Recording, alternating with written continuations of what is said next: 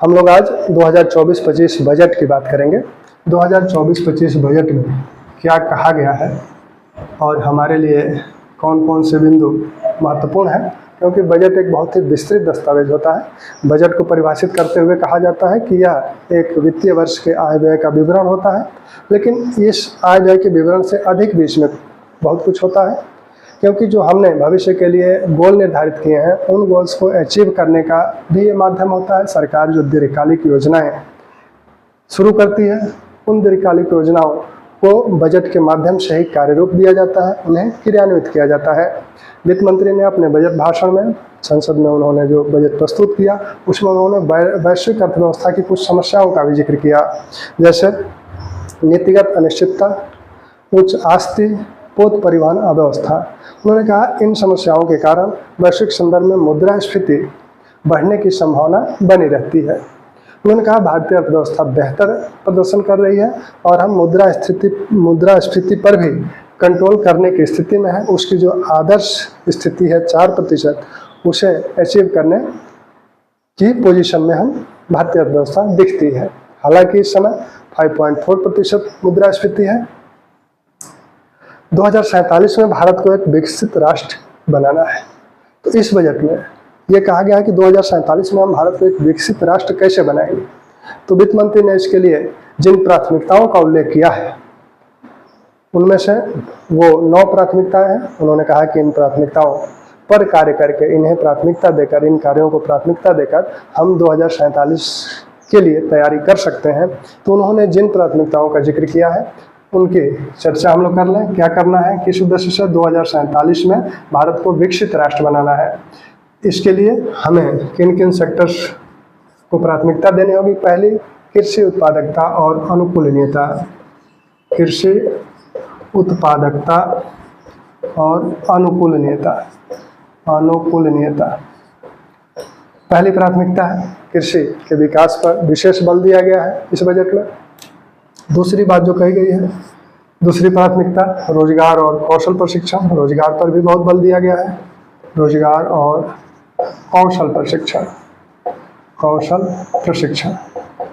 तीसरी प्राथमिकता, जिस तीसरी प्राथमिकता का उल्लेख है वो है मानव संसाधन विकास और सामाजिक न्याय।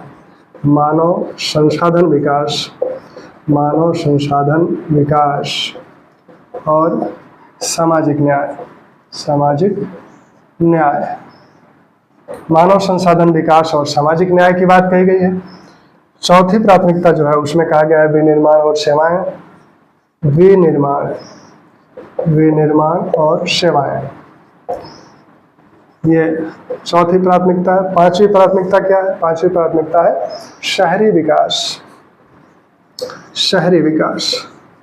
छठवीं प्राथमिकता है ऊर्जा क्षमता या ऊर्जा दक्षता, ऊर्जा क्षमता में वृद्धि।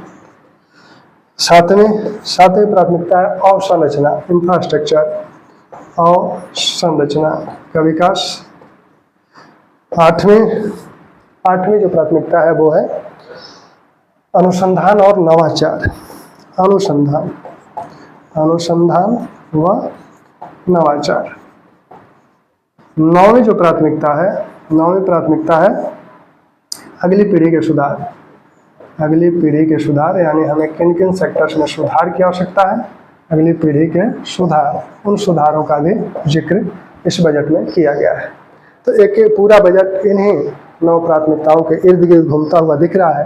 तो हम लोग एक एक करके इन प्राथमिकताओं को देखें, इन प्राथमिकताओं के संदर्भ में क्या कहा गया है।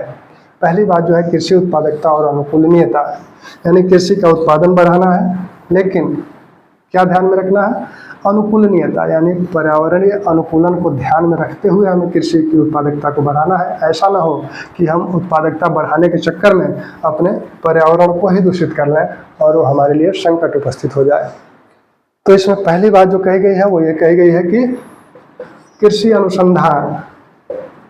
अनुसंधान पर बल दिया जाएगा। और वो अनुसंधान किस दृष्टिकोण से होंगे, इसके दृष्टिकोण से, यानी अनुकूलनीयता को ध्यान में रख के नई किस्मों का विकास भी अगर किया जाएगा तो पर्यावरणीय अनुकूलता को ध्यान में रख के किया जाएगा। नए उर्वरकों, नए कीटनाशकों आदि संबंधी भी जो अनुसंधान किए जाएंगे वो इसको ध्यान में रखकर किए जाएंगे। दूसरी बात जो कही गई है कि नई किस्मों की बात जो कही गई है उसमें कहा गया है कि 32 फसलों के लिए, इसमें खाद्यान्न फसल भी हैं और बागवानी की फसलें भी हैं, 32 फसलों के लिए 109 नई किस्मों को जारी किया जाएगा। तीसरी बात जो कही गई है इसमें कि प्राकृतिक कृषि के संदर्भ में कहा गया है कि हम 2 वर्ष में 1 करोड़ किसानों को प्राकृतिक कृषि के लिए प्रशिक्षित करेंगे, उन्हें प्रमाण पत्र देंगे और उनकी ब्रांडिंग करेंगे। साथ में इसी में यह भी कहा गया है कि 10,000 जैव आदान संसाधन केंद्रों का विकास भी किया जाएगा। 10,000 जैव आदान संसाधन केंद्रों का विकास किया जाएगा। फिर कहा गया है कि दलहन और तिलहन मिशन यानी दलहन और तिलहन के उत्पादन को बढ़ाना है। पांचवी बात जो कही गई है, अगली जो बात कही गई है उसमें कहा गया है कि हमें सब्जी उत्पादकता को बढ़ाना है, सब्जी उत्पादन को बढ़ाना है, उत्पादकता और आपूर्ति, सब्जी उत्पादकता को बढ़ाना है और इसकी आपूर्ति भी सुनिश्चित करनी है। सब्जी ऐसे उत्पाद हैं जो बहुत जल्दी नष्ट हो जाते हैं, खराब हो जाते हैं। इन सबसे बड़ी समस्या इनके लिए भंडारण की है, तो भंडारण के संसाधनों का विकास, क्षमताओं का विकास किया जाएगा। इसमें कहा गया है कि जो उपभोक्ता केंद्र है, उपभोक्ता केंद्र के आसपास सब्जी उत्पादकता क्लस्टर्स बनाए जाएंगे और इसके माध्यम से सब्जी उत्पादन को बढ़ाया जाएगा, साथ में इसके समुचित भंडारण को सुनिश्चित किया जाएगा। अगली बात जो कही गई है, झींगा उत्पादन व निर्यात को बढ़ाना, झींगा उत्पादन को बढ़ाना और निर्यात को बढ़ाना। ठीक, फिर इसी कृषि उत्पादकता अनुकूलनीयता में कहा गया है कि कृषि क्षेत्र में जो डिजिटल सार्वजनिक अवसंरचना है उसका अनुप्रयोग कृषि क्षेत्र में किया जाए और उसका अनुप्रयोग इस तरह से किया जाए कि कृषि क्षेत्र का डिजिटलाइजेशन हो सके। इसमें कृषकों की भूमि को भी शामिल किया जाए, उनकी भूमियों का भी डिजिटलाइजेशन किया जा सके। साथ में इसी में कहा गया है कि एक बात और इसमें बहुत महत्वपूर्ण कही गई है, वो कही गई है कि हम राष्ट्रीय सहकारी नीति लाएंगे। राष्ट्रीय सहकारी नीति की बात की गई है। राष्ट्रीय सहकारी नीति लाई जाएगी। सहकारिता के आधार पर भी कृषि को बढ़ावा दिया जाएगा और उसके उत्पादन को बढ़ावा दिया जाएगा। कृषि और संबद्ध क्षेत्र के लिए जो राशि बजट में आवंटित की गई है वो 1.52 लाख करोड़ रुपया कृषि और संबद्ध क्षेत्र के लिए आवंटित किया गया है। 1.52 लाख करोड़ रुपया कृषि क्षेत्र के लिए आवंटित हुआ है। अब कृषि क्षेत्र के बाद जिसकी बात है, जो प्राथमिकता है हमारी, वो है रोजगार और कौशल प्रशिक्षण। इस रोजगार के संदर्भ में ही प्रधानमंत्री पैकेज की बात की गई है। प्रधानमंत्री के 5 पैकेजों की बात की गई है। प्रधानमंत्री पैकेज के नाम से 5 योजनाओं की बात की गई है और ये रोजगार और कौशल प्रशिक्षण में ही उसकी चर्चा की गई है। उसमें से 4 की चर्चा यहाँ की गई है, 5वीं की चर्चा जो है वो विनिर्माण और सेवाओं के संदर्भ में की गई है। तो इसमें प्रधानमंत्री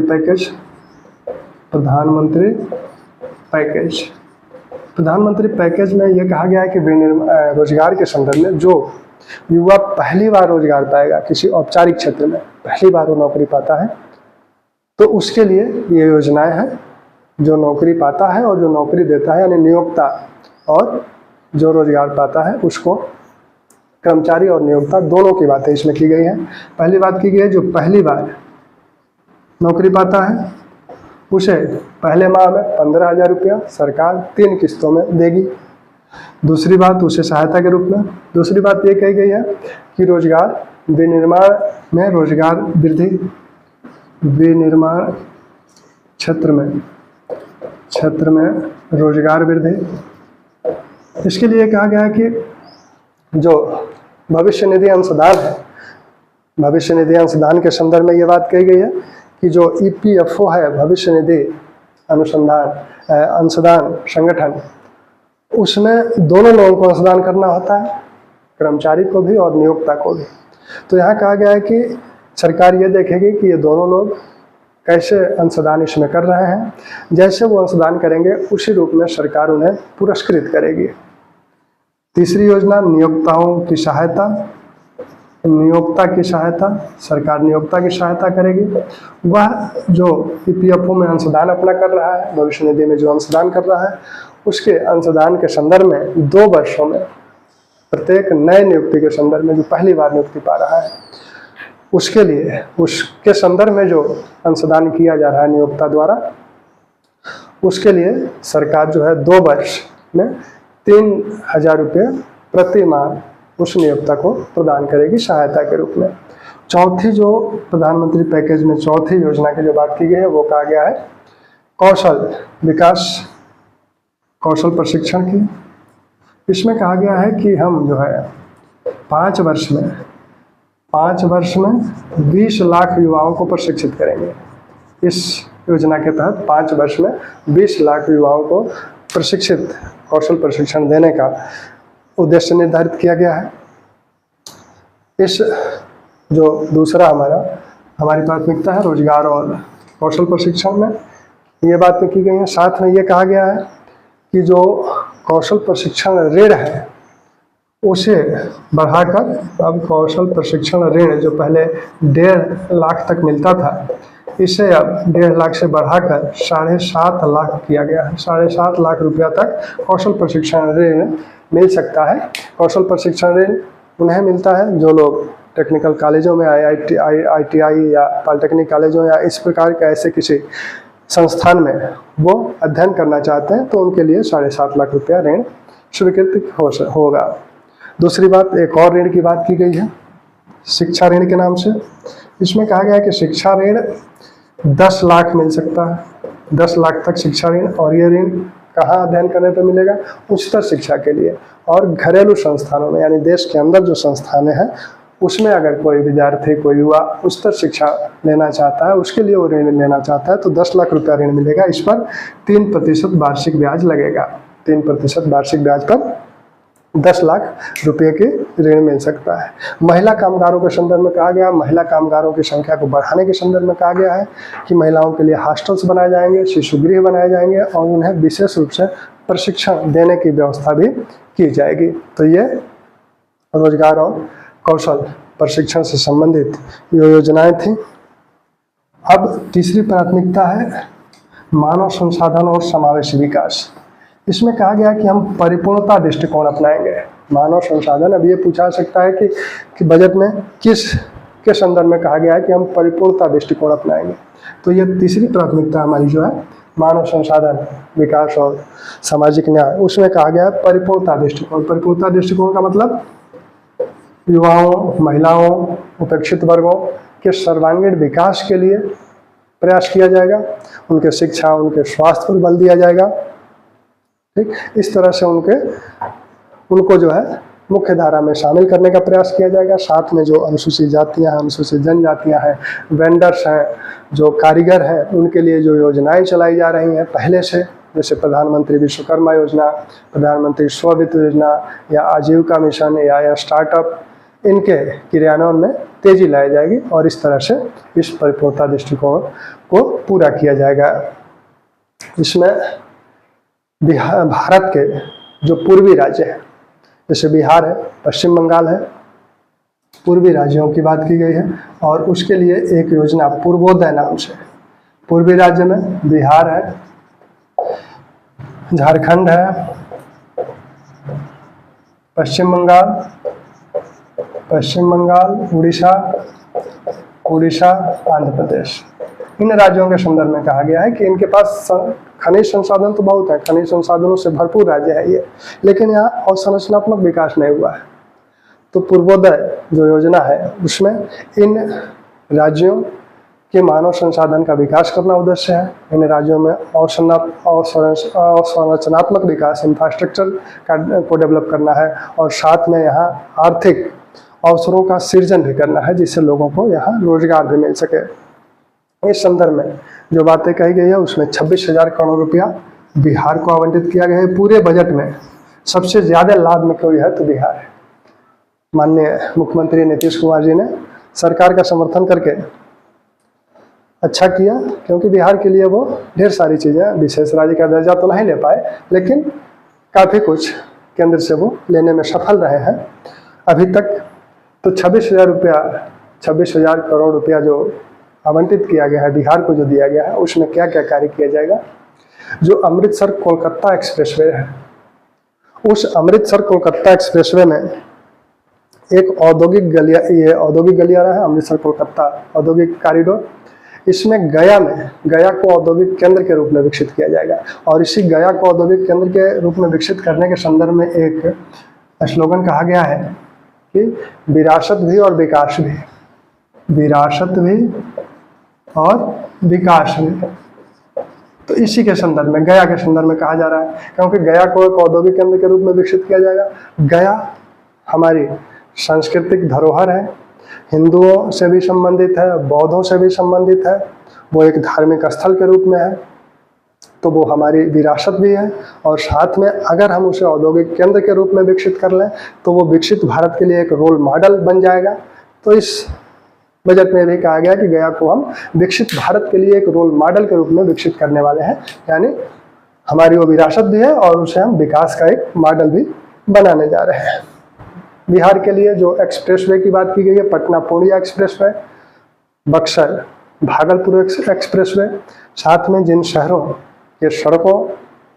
को सड़कों से जोड़ने और उनके सड़कों के विकास के लिए जो बात कही गई है, उसमें है आपका बोधगया, राजगीर, वैशाली, दरभंगा। साथ में बिहार में एक बहुत बड़ा बिजली प्लांट लगने जा रहा है पीरपैंती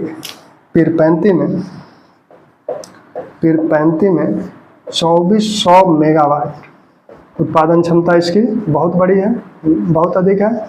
2400 मेगावाट क्षमता का एक पीरपैंती में एक विद्युत उत्पादन केंद्र स्थापित होगा। यह पीरपैंती भागलपुर में है। इस बिहार में जो जहाँ मेडिकल कॉलेज नहीं है वहाँ मेडिकल कॉलेज खोले जाएंगे। बिहार में जहाँ हवाई अड्डे नहीं है, हवाई अड्डों का विकास किया जाएगा। और साथ में खेल संबंधी और संरचनाओं का भी, खेलकूद संबंधी और संरचनाओं का भी विकास किया जाएगा। साथ में बक्सर में गंगा नदी पर एक 2 लेन पुल भी बनाया जाएगा।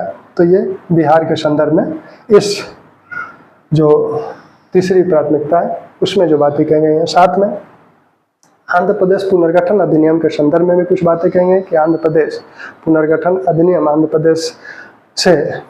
प्रदेश का जब बंटवारा हुआ तो उस संदर्भ में आंध्र प्रदेश की राजधानी डेवलप नहीं है, तो आंध्र प्रदेश की राजधानी को डेवलप करने के लिए 1500 करोड़ रुपये आवंटित किए गए हैं। साथ में पोलावरम सिंचाई परियोजना को पूरा करने का वादा किया गया है।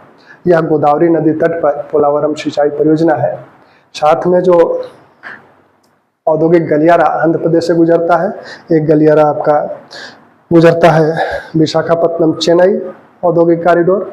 इस पर जो है कोपार्थी जो आंध्र प्रदेश का क्षेत्र है उसका औद्योगिक विकास किया जाएगा। और साथ में हैदराबाद बंगलुरु जो औद्योगिक कॉरिडोर है उस पर ओरावकलम जो आंध्र प्रदेश का एक क्षेत्र है उसका आर्थिक विकास किया जाएगा। साथ में आंध्र प्रदेश के जो पिछड़े जिले हैं उन जिलों का भी विकास किया जाएगा। साथ में मानव संसाधन विकास के संदर्भ में ये कहा गया है, वित्त मंत्री ने ये कहा कि हमने महिलाओं और बालिकाओं के लिए जो योजनाएं हैं उसके लिए 3 लाख करोड़ रुपया आवंटित किया है। 3 लाख करोड़ रुपया महिलाओं और बालिकाओं संबंधी जो योजनाएं हैं, बालिकाओं, ठीक। साथ में प्रधानमंत्री आवास योजना के तहत 3 करोड़ आवास बनाए जाएंगे जो कि शहरी और ग्रामीण, गरीब और मध्यम वर्ग के लोगों को आवंटित किए जाएंगे। तो ये तीसरे जो हमारी प्राथमिकता है उसके तहत इतने कार्य किए जाएंगे। अब अगला जो इसी के अंतर्गत एक योजना और है, प्रधानमंत्री जनजातीय उन्नत ग्राम अभियान।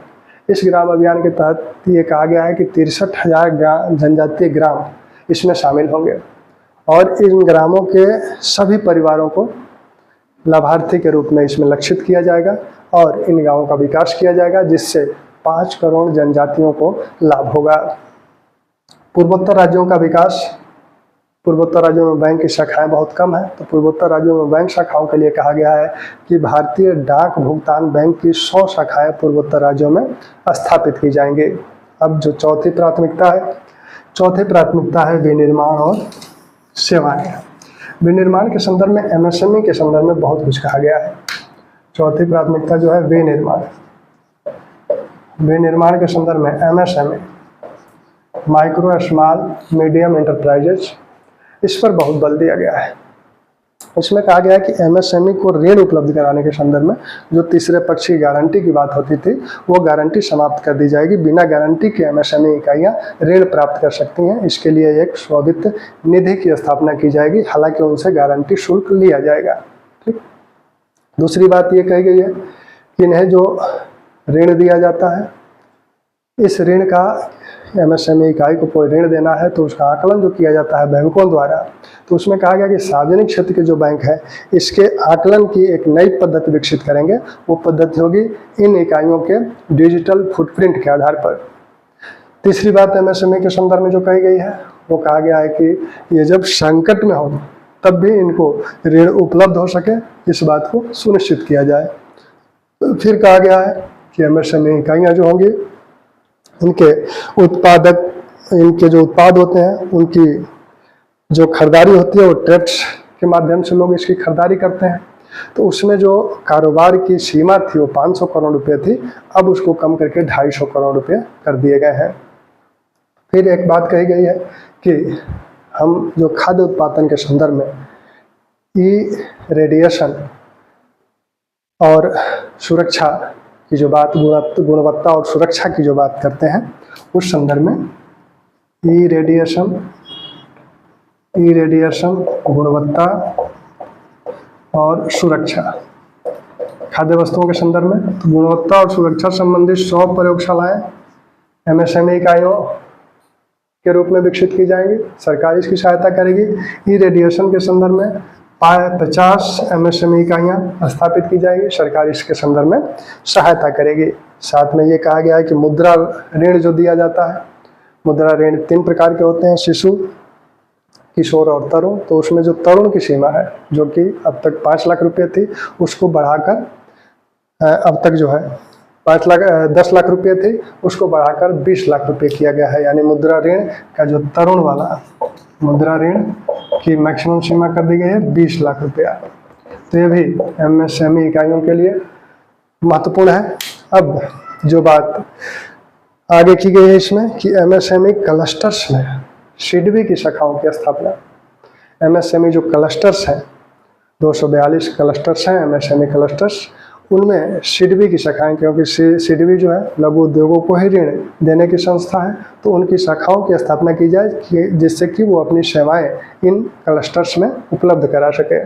इस बजट वर्ष में 24 क्लस्टर्स में सिडबी की शाखाएं स्थापित करने की बात की गई है। इस प्रकार कुल 168 क्लस्टर्स में सिडबी की शाखाएं स्थापित हो जाएंगी।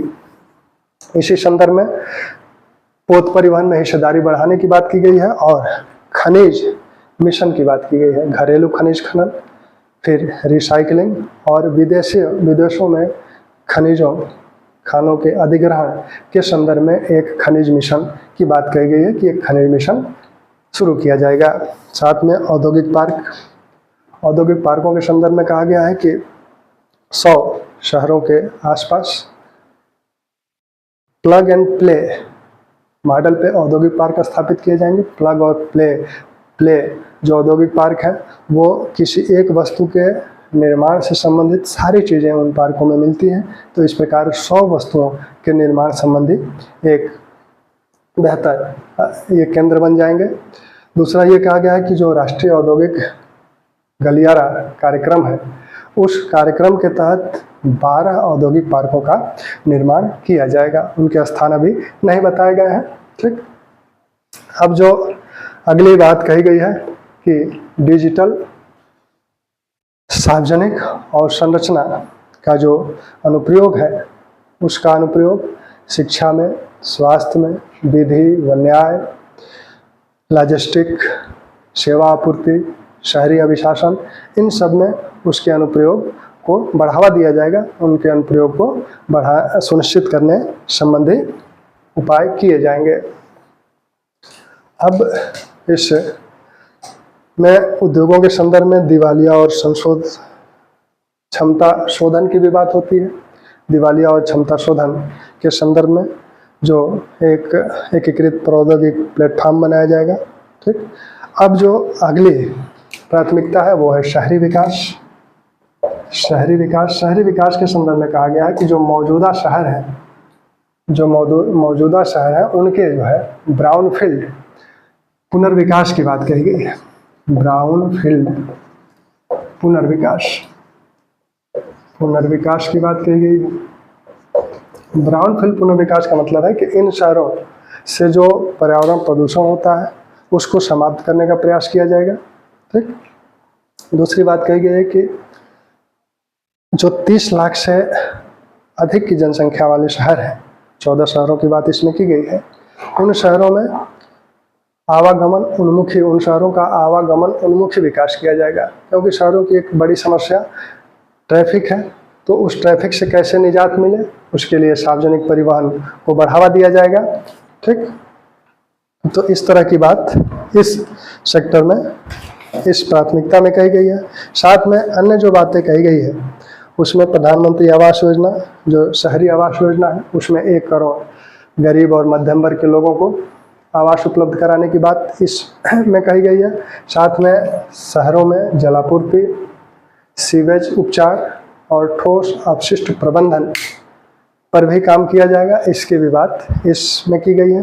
साथ में स्ट्रीट मार्केट, जो स्ट्रीट वेंडर्स हैं, उन वेंडर्स के लिए 100 साप्ताहिक स्ट्रीट मार्केट के विकास की बात कही गई है। दूसरा एक और बात की गई है इस शहरी विकास के संदर्भ में स्टाम्प शुल्क की। स्टाम्प शुल्क में कहा गया है कि जो महिलाएं खरीदारी करती हैं जिन परिसंपत्तियों की, तो उसमें राज्य सरकारों से ये अनुरोध किया जाएगा कि उसमें स्टाम्प शुल्क की कुछ रियायत दी जाए।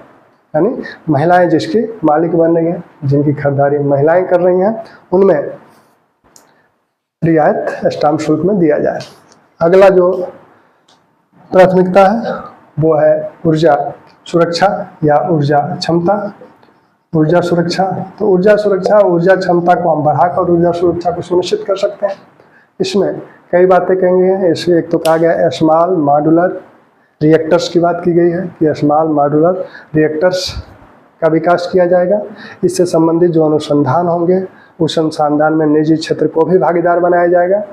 ठीक, दूसरी बात जो कही गई है कि प्रधानमंत्री सूर्य घर मुफ्त बिजली योजना, जो कि पिछले वर्ष शुरू की गई थी, प्रधानमंत्री सूर्य घर मुफ्त बिजली योजना के तहत कहा गया था कि रूफटॉप सोलर प्लांट लगाने में सरकार सब्सिडी देगी और उससे क्या होगा कि व्यक्ति की अन्य स्रोतों की जो बिजली होती है उस पर से निर्भरता समाप्त हो जाएगी, यानी उसका बिजली बिल बच जाएगा, वो नहीं लगेगा।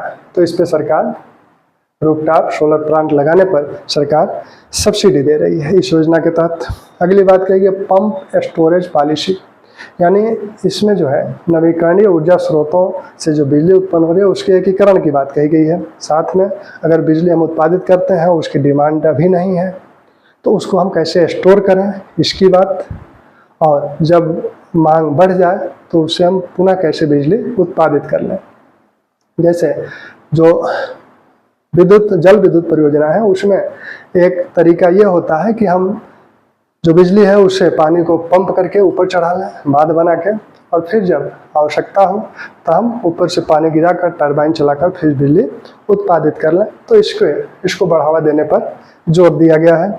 फिर उन्नत ultra super critical thermal power, उन्नत ultra super critical thermal power का विकास भारत स्वयं अपने किया है, यानी भारतीय तकनीक से इन प्लांटों का विकास किया जाएगा। ये तकनीक भारत ने डेवलप की है।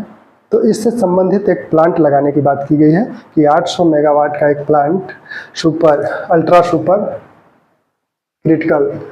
अल्ट्रा उन्नत सुपर क्रिटिकल थर्मल पावर जो होंगे, इसकी 800 मेगावाट का एक प्लांट लगाया जाएगा। वो लगाया जाएगा NTPC और भेल द्वारा। ये प्लांट लगाया जाएगा। फिर इसी में कहा गया hard to able. Hard to able का मतलब है कि उन औद्योगिक इकाइयों से या उन उद्योगों से जहाँ से ग्रीन हाउसेस गैसेस का उत्सर्जन बहुत अधिक होता है, जैसे सीमेंट उद्योग है, रिफाइनरी उद्योग है। तो इनसे जो ग्रीन हाउसेस गैसेस में जैसे कार्बन डाइऑक्साइड का उत्सर्जन हो रहा है, तो इसको कैसे हम भंडारित कर लें और भंडारित करके इसका अन्य कार्यों में कार्बन डाइऑक्साइड का हम कैसे प्रयोग करें, जैसे प्लास्टिक बनाने के संदर्भ में इसका कैसे प्रयोग करें, या सीमेंट उद्योग में सीमेंट को और शक्तिशाली बनाने में इसका प्रयोग कर सकते हैं। तो इस संदर्भ में कहा गया है कि भारत कार्बन मार्केट की एक संकल्पना प्रस्तुत की गई है कि भारत कार्बन मार्केट बनाया जाए, इन कार्बन डाइऑक्साइड गैसेस को भंडारित करके एक मार्केट बनाया जाए। और जो ये इकाइयाँ हैं हार्ड टू एबल, ये पहले परफॉर्मेंस और ट्रेड पे जो बल देती हैं, वो अब भारत कार्बन मार्केट की तरफ उन्मुख हो। ठीक, तो ये अब अगली प्राथमिकता क्या है? अगली प्राथमिकता है अवसंरचना। अवसंरचना में कहा गया है, अवसंरचना, इसमें कहा गया है कि 11 लाख करोड़ रुपया केंद्र अवसंरचना पर खर्च करेगा। और साथ में यह भी कहा गया है कि राज्य अपनी प्राथमिकताएं निर्धारित करेंगे विकास की, और उसके लिए राज्यों को जो केंद्र सहायता देगा, जो ऋण देगा, वो उस ऋण को निर्धारित किया गया 1.5 लाख करोड़ रुपया केंद्र राज्यों को ऋण देगा। ये ऋण ब्याज रहित होंगे और दीर्घकालिक होंगे, जिससे राज्य अपनी विकास की प्राथमिकताओं पे इसे खर्च कर सकते हैं। दूसरी बात अवसंरचना में जो कही गई है, वो प्रधानमंत्री ग्राम सड़क योजना के 25,000 ग्रामों को 12 सड़कों से जोड़ने की, ये प्रधानमंत्री ग्राम सड़क योजना का चौथा चरण है। इसी में बाढ़ की बात की गई है। इसी में बिहार के संदर्भ में कहा गया है कि कोसी और मेंच परियोजना जो है, जिसके लिए 11,500 करोड़ रुपये आवंटित किया गया है, इससे बाढ़ का प्रबंधन किया जाएगा। साथ में जो है जल प्रदूषण को भी नियंत्रित करने का प्रयास किया जाएगा। तो बिहार के लिए कोसी एक बिहार का शोक कही जाती है। तो अगर कोसी के बाढ़ को अगर नियंत्रित कर लिया जाता है तो बिहार के विकास के लिए एक बहुत महत्वपूर्ण योजना होगी। साथ में असम में बाढ़ के संदर्भ में कहा गया कि असम में बाढ़ आती है तो उसके संदर्भ में केंद्र सरकार उसकी सहायता करेगी। साथ में हिमाचल प्रदेश में बाढ़ की समस्या है तो केंद्र सरकार उसकी राज्य सरकार की सहायता करेगी। साथ में उत्तराखंड में बादल फटने और भूस्खलन की समस्या है, उसमें भी केंद्र सरकार उसकी सहायता करेगी। और सिक्किम में बाढ़ और भूस्खलन की समस्या है तो उसमें भी केंद्र सरकार उसकी सहायता करेगी। तो ये अब अगला जो बात कहा जा रहा है, अगले में कहा जा रहा है कि अनुसंधान और नवाचार। अनुसंधान और नवाचार के संदर्भ में जो बात कही जा रही है, उसमें एक अनुसंधान के लिए एक फंड बनाने की बात केंद्र सरकार ने कही है। साथ में निजी क्षेत्र द्वारा जो अनुसंधान और नवाचार किए जा रहे हैं उसमें उसको सहायता देने की बात कही गई है। तो इनको हम लोग अनुसंधान के संदर्भ में एक राष्ट्रीय नेशनल रिसर्च फंड बनाया जाएगा। नेशनल रिसर्च फंड बनाया जाएगा। अनुसंधान और नवाचार को बढ़ावा देने के लिए किस प्रकार का अनुसंधान और नवाचार को बढ़ावा देगा? जो रोजगार को सुनिश्चित करे और सतत विकास को सुनिश्चित करे। तो रोजगार और सतत विकास को सुनिश्चित करने के संदर्भ में करने के संदर्भ में जो अनुसंधान किए जाएंगे उसके लिए नेशनल रिसर्च फंड की स्थापना की जा रही है। और साथ में 1,000 करोड़ रुपये जो व्यावसायिक स्तर पर निजी क्षेत्र अनुसंधान और नवाचार के जो कार्य करता है उसको बढ़ावा देने के लिए 1,000 करोड़ रुपये के अंतरिक्ष पूंजी निधि इसमें जो है व्यावसायिक अनुसंधान के संदर्भ में व्यावसायिक स्तर पर जो अनुसंधान किए जाते हैं निजी क्षेत्र द्वारा, तो उसमें भी सरकार जो है इनको बढ़ावा देने के लिए 1 लाख करोड़ रुपया इनको आवंटित किए। साथ में अंतरिक्ष अनुसंधान, अंतरिक्ष जो अर्थव्यवस्था है उस अंतरिक्ष अर्थव्यवस्था को 10 वर्ष में 5 गुना करने के लिए एक निधि की स्थापना की जाएगी। 1000 करोड़ रुपए की एक निधि स्थापित की जाएगी। किसके लिए? 1000 करोड़ रुपए की अंतरिक्ष अर्थव्यवस्था को बढ़ावा देने के लिए। इस अर्थव्यवस्था का लक्ष्य क्या निर्धारित किया गया है? लक्ष्य निर्धारित किया है 10 वर्ष में इस अर्थव्यवस्था को 5 गुना बढ़ा देना है। तो ये नवाचार से संबंधित कुछ विषय थे। अब जो दूसरी बात कही गई है वो कही गई है कि हम अगली पीढ़ी के सुधार के संदर्भ में, तो अगली पीढ़ी के सुधार के संदर्भ में कई बातें कही गई हैं। अगली पीढ़ी के सुधार के संदर्भ में जो बातें महत्वपूर्ण हैं उसमें कहा गया है कि ये सुधार हम कैसे करेंगे। इस सुधारों को करने के लिए हमें राज्यों की सहायता की आवश्यकता होगी, क्योंकि बिना राज्यों के सुधार के अर्थव्यवस्था, बिना राज्यों के सहयोग के हम अर्थव्यवस्था को नहीं सुधार सकते, क्योंकि उनका भी बड़ा एक महत्वपूर्ण भूमिका है। तो उसमें कहा गया है कि हम जो है प्रतिस्पर्धी एक राज्यों में प्रतिस्पर्धा को बढ़ावा देने का प्रयास करेंगे और इस कार्य को नीति आयोग के द्वारा किया जा रहा है। तो प्रतिस्पर्धा का विकास किया जाएगा राज्यों के बीच, जिससे कि विकास हो सके। साथ में कहा गया कि राज्यों को भूमि सुधार के संदर्भ में, क्योंकि जो उत्पादकता के जो कारक हैं भूमि, श्रम, पूंजी, इस संदर्भ में जो कारक हैं इनमें सुधार, तो इनमें सुधार में भूमि में सुधार। तो भूमि सुधार के लिए वही डिजिटल सार्वजनिक अवसंरचना का अनुप्रयोग, उसके तहत खेतों का जो है एक अलग पहचान नंबर दिया जाएगा, unique land partial identification number, इसकी बात कही गई है। अगली पीढ़ी के सुधार में unique land partial identification number, ULPIN, alpine को जो है जैसे नागरिकों के लिए आधार संख्या है उनकी पहचान संख्या, वैसे ही प्रत्येक भूखंड को एक यूनिक नंबर दिया जाएगा और फिर उनके मैपिंग भी कराई जाएगी और जो है कृषक रजिस्ट्री से जोड़ा जाएगा। तो इन सारे कार्यों का डिजिटलाइजेशन किया जाएगा, जिससे कि जो भूमि संबंधी विवाद है, भारत में बहुत ढेर सारे भूमि संबंधी विवाद हैं, वो विवाद ना हो। साथ में शहरों में भी इसी तरह की बात होगी, GIS मैपिंग कराई जाएगी और जो वर्तमान स्वामी हैं, जिनके स्वामित्व में जमीन या घर है, उनके स्वामित्व को डिजिटलाइजेशन किया जाएगा, उसको प्रदर्शित किया जाएगा, जिससे धोखाधड़ी के जो कार्य होते हैं ये सब ना हो पाए। ठीक, इसी में एक बात और कही गई है कि हम एक आर्थिक नीति फ्रेमवर्क तैयार करेंगे और वो फ्रेमवर्क इस तरह से कि रोजगार और सतत विकास को वो सुनिश्चित कर सके। साथ में जो पूंजी की समस्या है, वित्त की समस्या है, क्योंकि उत्पादकता का एक कारक और है, उसमें वित्तीय क्षेत्र विजन कार्यनीति दस्तावेज लाया जाएगा जो अगले 5 वर्ष के टास्क को उसमें रखा जाएगा। तो वित्तीय क्षेत्र विजन कार्यनीति दस्तावेज। श्रम सुधार के संदर्भ में कहा गया है कि ई श्रम पोर्टल जो है, ई श्रम पोर्टल को अन्य पोर्टलों के साथ जोड़ा जाएगा और साथ में जो श्रम सुरक्षा, श्रम समाधान जो पोर्टल है उनको नवीनीकृत किया जाएगा। तो ये सारे सुधार के जो बिंदु बताए गए हैं। साथ में ये भी बताया गया है कि जलवायु वित्त के संदर्भ में हम उसका वित्तीयन कैसे करें, उनको पूंजी कैसे उपलब्ध कराएं। तो इसके लिए कहा गया है कि जलवायु वित्त के लिए टैक्सोनॉमी को डेवलप किया जाएगा और उनके वित्त को उन्हें वहाँ से पूंजी और वित्त उपलब्ध कराया जाएगा। इसी के साथ FDI और ओवरसीज निवेश को भी बढ़ावा दिया जाएगा। ओवरसीज निवेश के संदर्भ में कहा गया है कि भारतीय रुपया के प्रयोग को उसमें बढ़ावा दिया जाएगा और एक योजना शुरू की गई है NPS वात्सल्य। NPS वात्सल्य बच्चों के लिए है, माता पिता इसमें निवेश करेंगे, जैसे कि NPS में कार्मिक अपना निवेश करते हैं, वैसे ही बच्चों के संदर्भ में माता पिता इसमें निवेश करेंगे और जब बच्चा वयस्क हो जाएगा तब वो खुद उसको आगे चलाएगा। प्रौद्योगिकी का प्रयोग पर बल दिया गया है।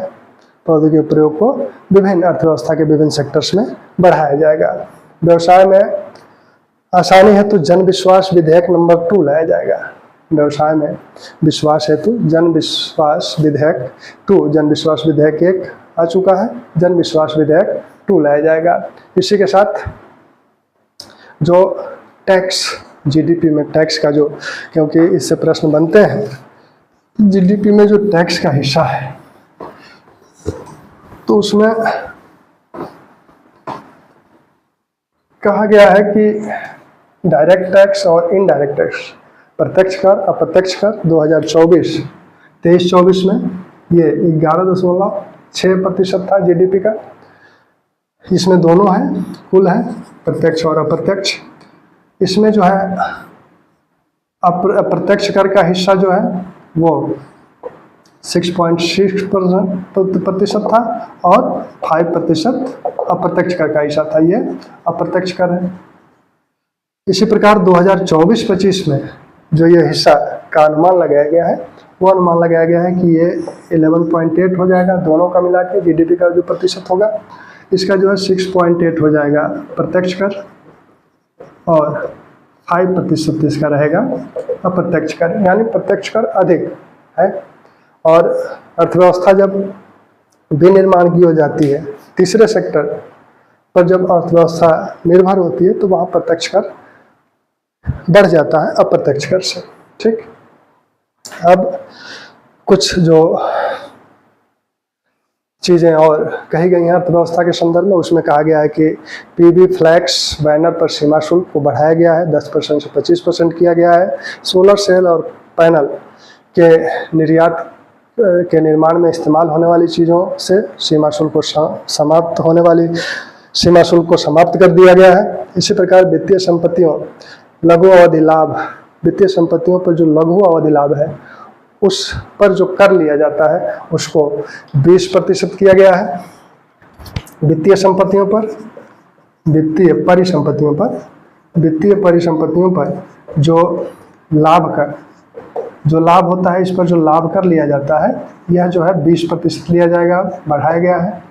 इसी प्रकार वित्तीय और गैर वित्तीय दोनों, वित्तीय और गैर वित्तीय परिसंपत्तियों पर जो दीर्घकालिक लाभ है ये लघुकालिक है, अल्पकालिक लाभ है, लघुकालिक लाभ है 1 वर्ष से कम और ये 1 वर्ष से अधिक। वित्तीय गैर परिसंपत्तियों पर दीर्घकालिक जो लाभ है, दीर्घकालिक लाभ, इस पर जो कर है वो 12.5% ये होगा, पहले ये 10% था। ठीक, इसी प्रकार कैपिटल गेन, अगर परिसंपत्ति से आपको लाभ होता है तो उस पर 1.25 लाख तक छूट मिलेगी, उसके बाद उस पर कर लगेगा। आयकर जो विवाद होते हैं उनके समाधान के लिए जो अधिकरण बनाए जाते हैं, जो और उनसे जो अधिकरण में अपील होती है, उच्च न्यायालय में अपील होती है और उच्चतम न्यायालय में जो अपील होती है उसमें सीमाएं जो निर्धारित की गई हैं उसमें कहा गया है कि 60 लाख रुपया तक अधिकरणों में अपील की जा सकती है और 2 करोड़ रुपया तक उच्च न्यायालय में और 5 करोड़ रुपया तक सर्वोच्च न्यायालय में। तो ये इनकी सीमाएं निर्धारित की गई हैं। एंजल टैक्स समाप्त कर दिया गया है और साथ में हीरा बेचने वाले, जो हीरा विदेशी जो खन्नों से हीरा निकाला जाता है और जो भारत में आता है, क्योंकि हीरे का परिशोधन भारत में सबसे ज़्यादा किया जाता है, तो हीरा बेचने वालों के लिए सॉफ्ट हार्बर दर पे कर लगाया जाएगा। इसमें कर पहले से निश्चित रहते हैं, उसमें बढ़ोतरी घटोतरी नहीं की जा सकती है। विदेशी कंपनियों को भारत में आने के लिए, उनको आए वो बढ़ावा देने के लिए जो उनसे कारपोरेट टैक्स लिया जाता था, जो कि 40% पहले था, उसे कम करके 35% कर दिया गया है। अब अर्थव्यवस्था में जो ये बजट है ये 48.12 लाख करोड़ व्यय का बजट है, यानी इतने लाख रुपया खर्च करने का ये व्यय है, इतना लाख करोड़ के व्यय का ये बजट है। अब इसमें पैसा सर्वाधिक आता कहाँ से है? पैसा सर्वाधिक जो आगम है, आगम जो है जहाँ से आता है उसमें पहला तो है ऋण और अन्य देयताएं, उधार और अन्य देयताएं, जिसे हम उधार व अन्य देयताएं कहते हैं। अन्य देयताएं सबसे बड़ा स्रोत है। दूसरा स्रोत है सेवा कर, सेवा कर लगभग 19%। फिर तीसरा स्रोत है, तीसरे नंबर पे जो स्रोत है वो है जीएसटी। चौथे नंबर का जो स्रोत है वो है निगम कर। निगम कर। ठीक, तो ये रुपया जहाँ से खर्च करने के लिए जो स्रोत है जहाँ से आते हैं उसमें सबसे बड़ा स्रोत है उधार व अन्य देयताएं, फिर उसके बाद सेवा कर, उसके बाद जीएसटी, उसके बाद निगम कर। अप्रत्यक्ष कर बढ़ रहा है, ये भी प्रदर्शित कर रहा है कि अप्रत्यक्ष कर बढ़ रहा है। जो खर्च होता है, खर्च सबसे ज़्यादा कहाँ हो रहा है? तो खर्च सबसे ज़्यादा जो है करों और शुल्कों में राज्यों का हिस्सा, जो करों व शुल्कों में राज्यों का हिस्सा, राज्यों को जो दिया जाता है सबसे बड़ा मद है राज्यों का हिस्सा। इसके बाद ब्याज भुगतान पे खर्च होता है। इसके बाद केंद्रीय स्कीम, इसी में सब्सिडी पे जो खर्च होता है वो 6% है। सब्सिडी पर खर्च जो है 6%। ऐसे ही जो है पेंशन पे जो खर्च हो रहा है वो है 4%। ठीक, ये लगभग 27% है। ठीक, तो ये अब हम लोग आर्थिक सर्वेक्षण की बात करेंगे, वहाँ से कुछ डाटे मिलेंगे, वहाँ से भी प्रश्न बनते हैं। आज तो बजट की बात थी, और बजट में जो नई शब्दावलियाँ प्रयोग की गई हैं और जिन पर बल दिया गया है वो एक अलग ही विषय बनते हैं, तो उनसे इनडायरेक्ट प्रश्न होंगे, तो उनको हम लोग बीच बीच में देखेंगे। जिन शब्दावलियों, जिन योजनाओं की बात की गई है उसको डिटेल करेंगे।